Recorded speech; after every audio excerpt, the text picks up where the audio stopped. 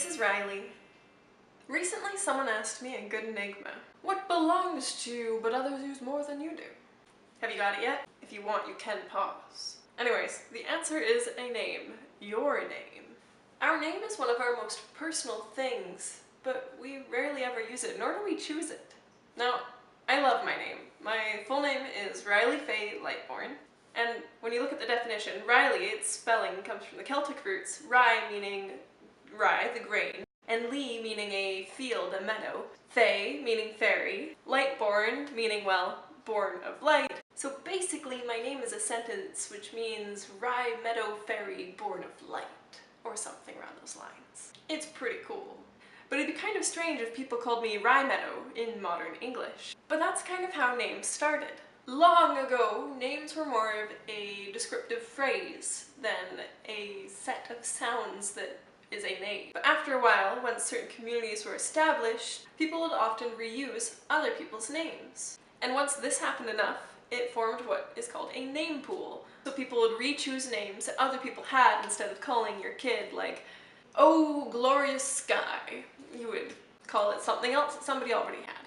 And so after many generations and a bit of language evolution, these names that were in the name pool kind of lost their transparency.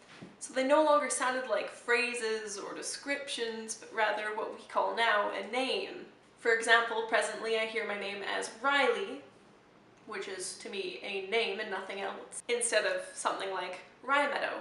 So later, once this name pool was pretty set in stone, that's to say once we stopped describing people with phrases or sentences that we understood in modern language, it became a lot more common for people to share a name. So in order to distinguish one Mary from another, surnames were introduced. And surnames would often indicate where a person was from, such as de Gaulle, de Breton. They might indicate who a person's parents were, like Johnson, which was John's son, or they might be derived from an occupation or a status, such as Smith, Baker, etc. Now at this point, names were more than just a description, but they were a tool for classification or identification. So then in 1811, when the French occupied the Netherlands, Napoleon wanted to conduct a census for taxation purposes. And so he wanted to force the Dutch, who at this point didn't have last names, to take on last names. And so thinking that this would be a temporary thing, a lot of Dutch people actually chose ridiculous last names. They thought it might be kind of like a practical joke on Napoleon, but it actually turned out to be kind of a joke on their future generations. Because some people still have names such as,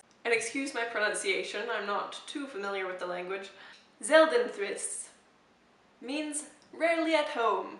Piest means to urinate. Naktgeboren, which means born naked. So like the Dutch boldly illustrated, names can kind of be anything that we choose them to be. However, in most cases, we're not the ones to choose our names. Even though names come from some kind of description, the funny thing is that we're named when we're too young to actually know if that description will match us. What happens is that most people just end up going with the flow. They've always known themselves with this name, so they end up identifying with it. But others don't want a name that they don't identify with. So there are thousands of people every year who legally change their name, let alone all of the other people who change their name without doing the paperwork.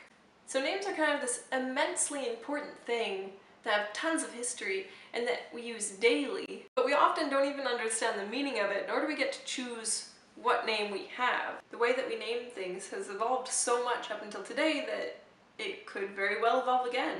We might come to a time where everyone names themselves, or who knows. See you next week.